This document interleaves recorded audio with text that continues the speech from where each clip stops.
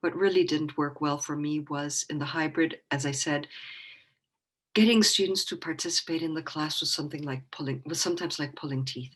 They just refused to talk to each other because they would have to, usually there would be four or five, so they'd be in one single group and they'd have to be talking across room at each other. And I was there, so they felt uncomfortable. And so I tried to turn it into like all of us having a conversation with me too. But there was those two sections of the six that just refused to even do that. So they would just type. So one time I actually created a class where we were doing texting, and we were learning how to text, and I participated in the texting too using the chat, and that worked fabulously. We had a fabulous time. But it worked well with those two sections. The others, they're like, don't know what to do. Do I really have to type here? Yes. Okay. So you cannot make everyone happy. That other issue of students not being there when they're on Zoom, they just log on and they're away, or they log on from work. I had one who worked in a gym. And so every so often you'd hear kids coming and asking him questions, and he'd walk off to answer the questions, and you were in the middle of class, and it's like, don't you realize that you're supposed to be in class and not at work? Yeah. And the other thing is, I quickly learned, even though we were told we were supposed to expect students to be in the classroom, I quickly just modified and said, you know what? Come if you can, because you'll get a lot more out of it. But if you can't, don't freak out, because I had a student who was one of those high risk students. And she came to class one time because I was encouraging them to come. And that day, the guy who was sitting next to her contacted me to say he tested positive right after the class. And like, I'm not going to force anyone to come. So I think that trying to force students to come doesn't really work either, because it makes for an atmosphere that just wasn't conducive to work either. Everyone was just too afraid. So there were actually a couple of sessions in one of my classes where no one came. And I just have to roll with it and just do it online, full online on Zoom, and okay. But yeah, I think the most difficult part for me was the engagement part online. A lot of my teaching feels like it's just to a video, and that can be really hard as a teacher, because sometimes you really want to get some of that feedback from your students while you're teaching and be able to directly see how they're responding. And I am adapting to the students. Like I don't want to force them to turn their videos on. I don't want to force them to turn their audio on, because I want them to get the education that best fits their needs. And so I don't want to make students uncomfortable. But for me, it's really challenging, because I really thrive on being able to have that atmosphere of a student body that's sitting there and responding, or giving me some form of even body visual feedback regarding the content that I'm teaching.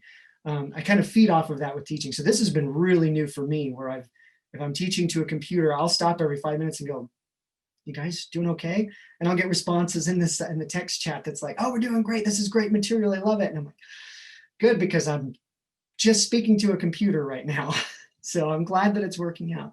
So we were very challenged this semester by a few things. While we did have we planned it out so that each student would have 2 due dates prior to attending the live class in the classroom, and then after to follow up. That actually increased the instructor's workload, because if they had 2 sections, both a Monday section and a Wednesday section, and each of those sections had 2 due dates, then that meant they had 4 due dates to keep up with for every class. And that was a little overwhelming for everybody, honestly.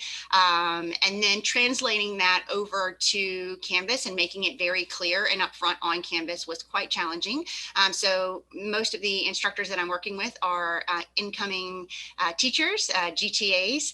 And so the learning curve was quite steep. And one thing we did learn that it is challenging to help them translate their face-to-face teaching skills to the online environment.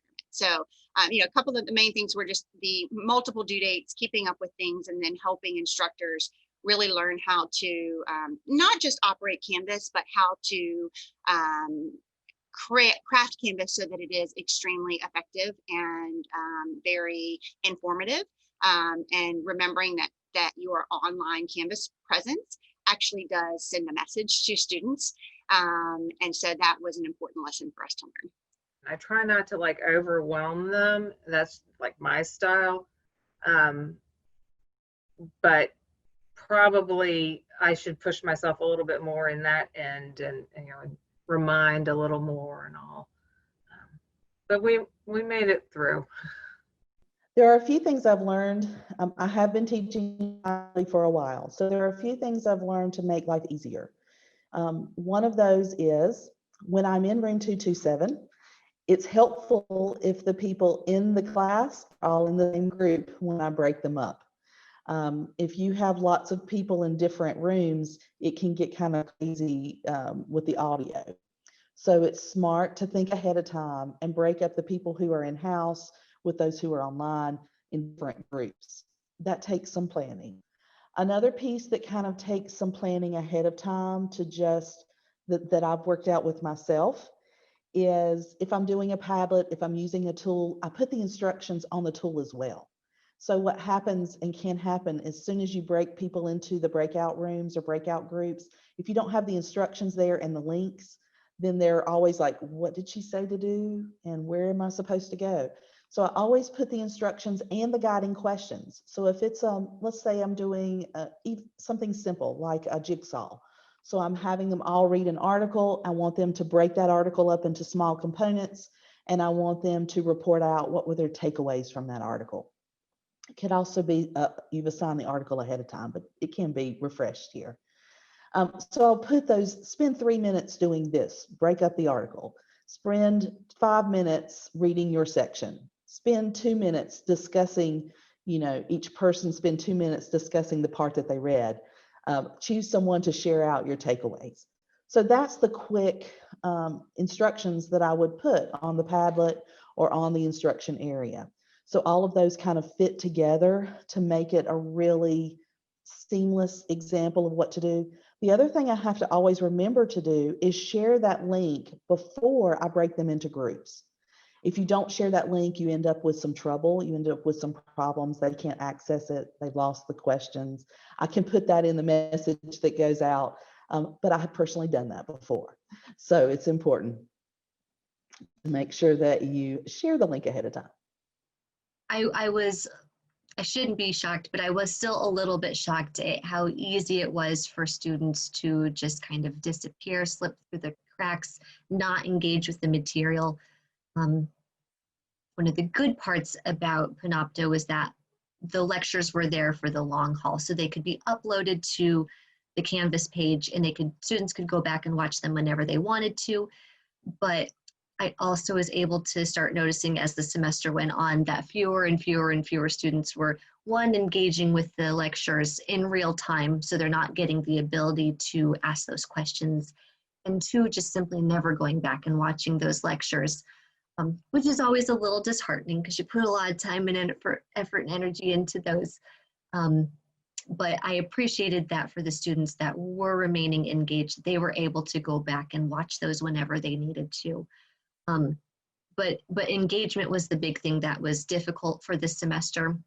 It of course always is a challenge of any semester, but I think more so this semester than usual. So moving forward, I would really like to use some kind of a quizzing mechanism in order to quiz students at the beginning of lecture to review the previous materials, previous lecture's material, but also build in some questions throughout the lecture to ensure that they're engaging in the material. And one of the things that students have mentioned that they appreciated the most out of the semester was the fact that I gave them, that part of the course was practice quizzes. So real, low stakes, no stakes really, opportunities to kind of engage with the material where they could make mistakes and learn from those mistakes. And I think that's really an important part of just learning in general. So having those alongside of some kind of low-hanging fruit to help kind of bolster their grade and engage with the material, I think will be very beneficial for them. And hopefully if they can see the benefit of the forced quizzes that they're taking, that they'll then also go back and start engaging with those practice quizzes as well. The other thing that I think that I would like to do next semester is creating a discussion board to help connect them, and maybe use this as a way to help them connect with each other, help them. Let me take a step back. I always try to create a forum or a platform for them to connect with each other to form study groups, whether it's virtual study groups, whether it's we go to the library, sit down and don't talk to each other, but hold each other accountable, or big study group where, got a dry erase board and we're drawing things and we're working together. I understand that students are going to learn in many different aspects. They have different learning styles and ways that they like to hold each other accountable and work together. So I tried to create a platform for that. And while I can see that some students have connected through that, it's still not enough. I know that they can help each other more. So I would like to create a discussion board where maybe I pose current event types of things that are related to the material that we're going through, and just try to get them kind of thinking about the material in a different way. And maybe this will help them start to kind of connect with each other, and they'll feel more comfortable asking their peers questions.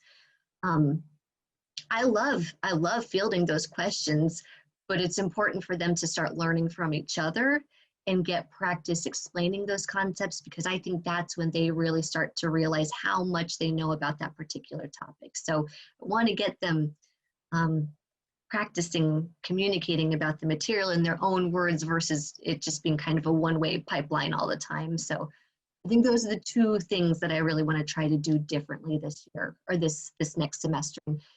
Panopto is new to me, so I've always been interested in the clickers, but I didn't want to start using too many different types of technology at once and botch everything. So we just really tried to focus on learning Panopto this semester, and hopefully we can bring in the clickers or something to build that engagement next semester.